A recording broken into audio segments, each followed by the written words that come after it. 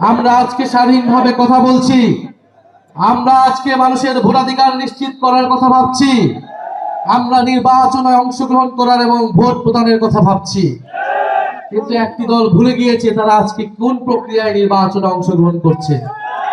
তাদের রক্তের উপর দিয়ে তারা নির্বাচনে অংশগ্রহণ করছে এবং ভোট যাচ্ছে। জুলাই বিপ্লবের ফলে এই নির্বাচন সম্ভব হয়েছে। জুলাই বিপ্লবের ফলে আমরা নতুন বাংলাদেশ, নতুন কুতুবদিয়া তৈরি করার স্বপ্ন দেখতে পাচ্ছি। প্রিয় এলাকাবাসী, প্রিয় কুতুবদিয়ার বাসিন্দাগণ, আমরা জানি এই কুতুবদিয়া একটা দ্বীপ উপজেলা। আপনারা অনেক জায়গা থেকে বিচ্ছিন্ন থাকেন, অনেক কষ্ট করে আপনাদেরকে জীবনযাপন করতে হয়।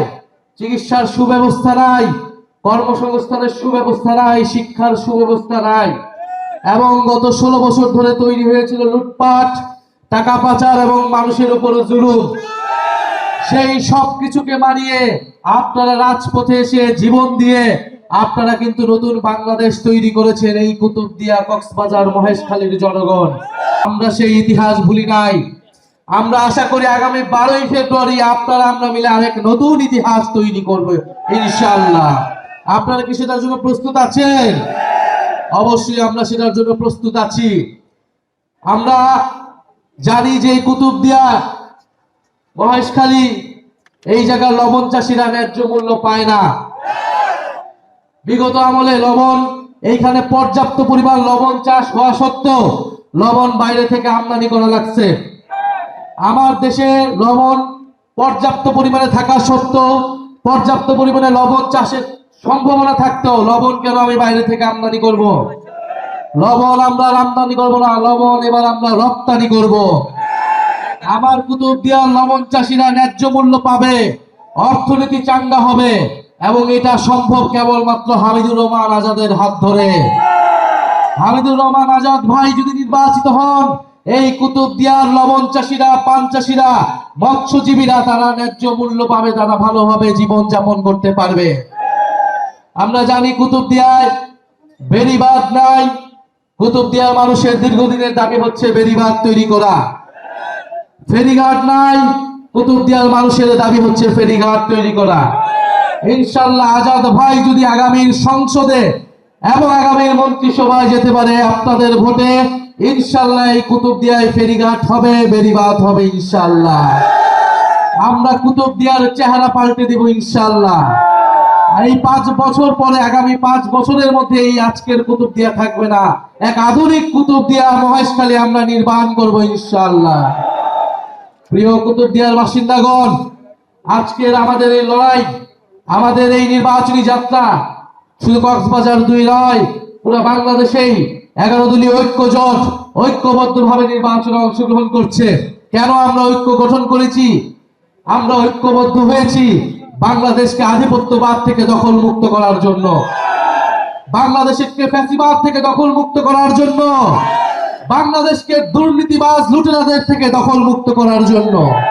আমরা খুব স্পষ্টভাবে বলেছি, বাংলাদেশের সরকার গঠন করবে, বাংলাদেশে কে নির্বাচিত হবে, কে সরকারে যাবে তা নির্ধারণ করবে বাংলার জনগণ। দিল্লি থেকে কোনো ষড়যন্ত্র মেনে নেওয়া হবে না। বাংলাদেশে আর কখনো ওই দিল্লির তাবেদারি সরকার বসতে পারবে না। ফলে বাংলাদেশের সেই আজাদীর লড়াই, সেই সার্বভৌমত্বের লড়াইয়ের জন্যই কিন্তু এই ঐক্যবদ্ধ বাংলাদেশ। আপনারা প্রস্তুত হন দুর্নীতিবাজ, চাঁদাবাজ, সন্ত্রাস, ফ্যাসিস্ট, আধিপত্যবাদ থেকে আগামীর বাংলাদেশকে দখল মুক্ত করার জন্য আগামীর 12ই ফেব্রুয়ারি আপনারা সবাই ঐক্যবদ্ধ বাংলাদেশের মার্কা, এই কক্সবাজার 2 এর মার্কা দাঁড়িপাল্লায় সবাই ভোট দিবেন। আরেকটি কথা বলতে চাই শেষে, বলা হচ্ছে নতুন জালেম নাকি তৈরি হয়েছে। অবশ্যই আমরা দেখছি নতুন জালেম তৈরি হচ্ছে। তারাই নতুন জালেম যারা 5ই আগস্টের পরে নতুন করে চাঁদাবাজি শুরু করেছে।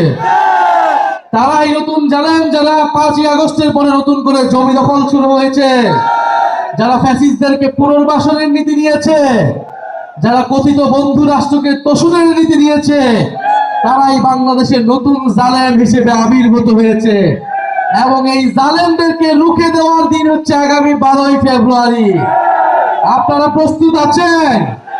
আপনারা সবাই আজাদ ভাইকে ভোট দিবেন, দাঁড়িপাল্লাকে জয়যুক্ত করবেন। আপনারা আজকে কথা দিন, 12ই ফেব্রুয়ারি যদি ভোট কেন্দ্র দখলের চেষ্টা হয় নিজের জীবন দিয়ে আমরা ভোটাধিকার রক্ষা করব।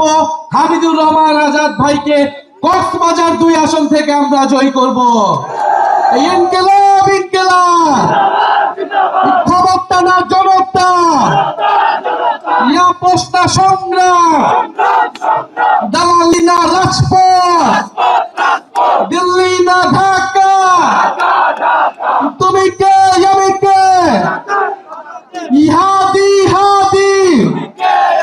ইনশাআল্লাহ 12ই ফেব্রুয়ারির পরে আমরা বাংলাদেশে শরীফ ওসমান হাদির হত্যার বিচার নিশ্চিত করব। জুলাই গণ অভ্যুত্থানের সকল হত্যার বিচার নিশ্চিত করব এবং জুলাই সনদের সংস্কার বাস্তবায়ন করব। আপনারা সেজন্য দাঁড়িপাল্লা এবং গণভোটে হ্যাঁ ভোট দিবেন। কুতুবদিয়া মহেশখালীর সকল ঘরে